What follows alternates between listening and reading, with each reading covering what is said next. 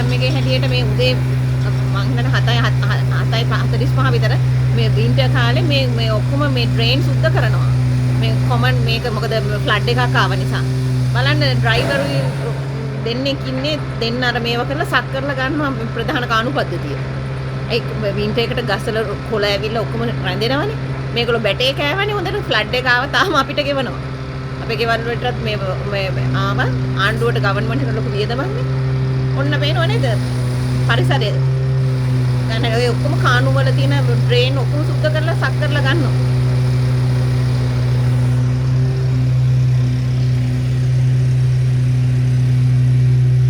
දැන් මගෙන් මම මේ කාර් එක ඔක්කොම දැම්මා මේ ඒ මිනිස්සුන්ට උදව් කරන්න එපේ. ඒවා ඉන්ෆෝම් කරලා තියෙන කලින් දවස් මේ කලින් මේ එනවයි සුද්ධ කරන්නයි කිය.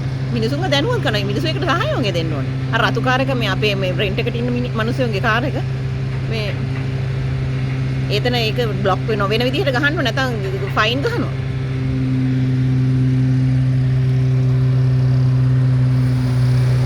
පේනවනේ සිස්ටම් චේන්ජ්. ඔන්න ඔය සිස්ටම් චේන්ජ් කරන්න ඕනේ ලංකාවේ.